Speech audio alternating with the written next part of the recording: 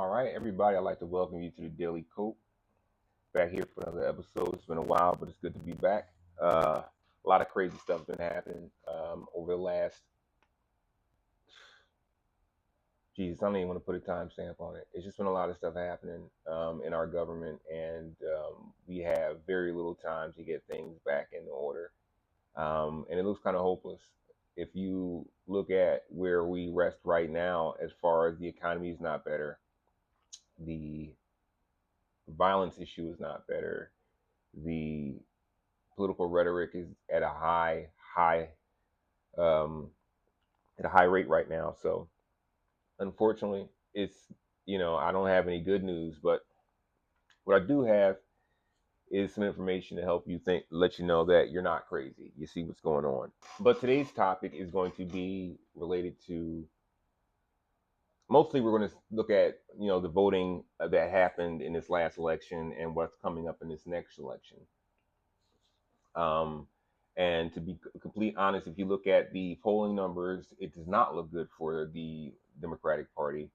I want to say the left because progressives don't want to believe that they're included in that, but they are. And I watch a lot of progressive commentators and influencers, and they are almost giddy over the lack of support for the Democratic Party going into this election. Just admitted that CNN just said that out loud.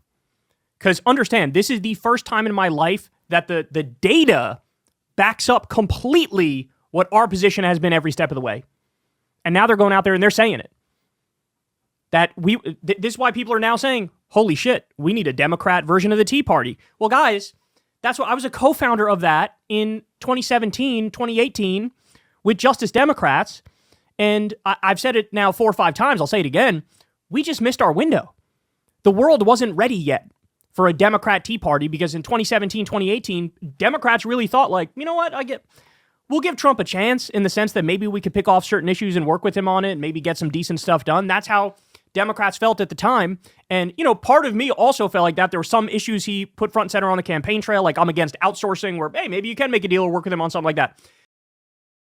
I would love to ask any of them, well, what is the support for your progressive party going into this election? Because when I look at why the left is doing so poorly, is because the messaging of the progressives is what they're being saddled with.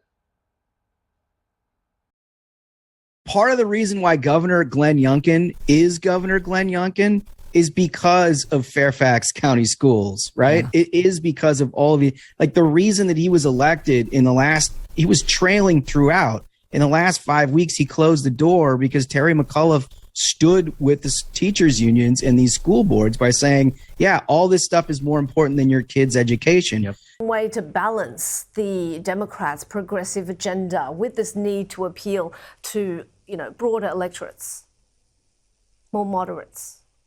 Right. I mean, look, this was when Democrats are seen as too progressive, they don't win national races. All right. So the progressives are super important, and they're a large part of the Democratic coalition. But there are more people who are politically conservative in America than politically progressive by a margin of 3-2. And I am so tired of hearing progressives, oh, we have the right issues. You don't have the right issues because everyone knows that the poor needs help. Everyone knows that there are children starving. Everyone knows that we all need health care. And we haven't got them yet. Why?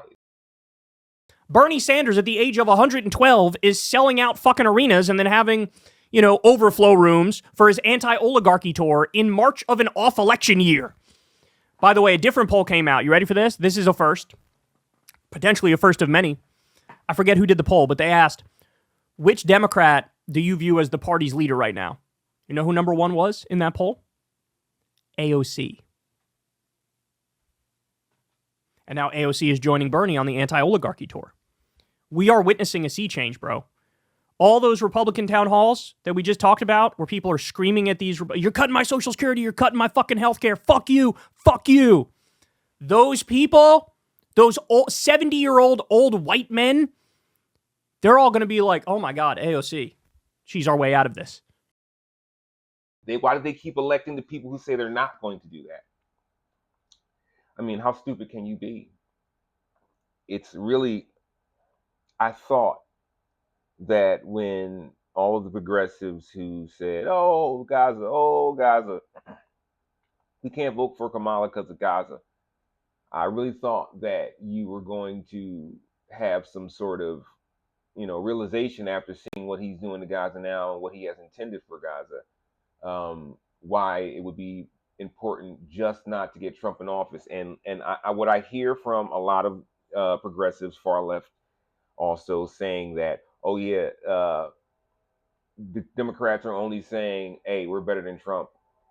At this point, that's all you can say. I mean, no matter what they say, the progressives are going to say that they are evil and are not doing enough, and as if they're helping their own cause. No one likes progressives. I don't understand why that's so hard to understand. They don't. I mean, I like them as human beings, but I don't care to debate with them because they're just like MAGA.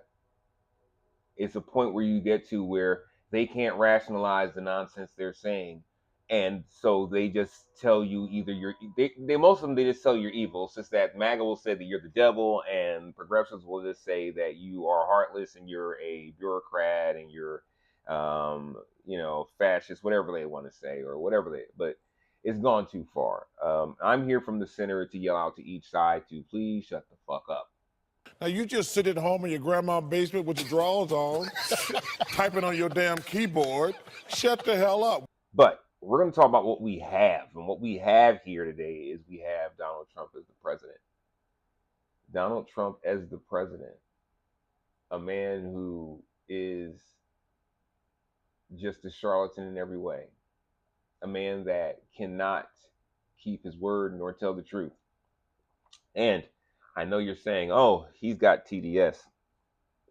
Oh, you have no idea. I'm sick of this motherfucker, man. I'm going to come here with facts. And what I want to do is I'm going to dedicate my time to disproving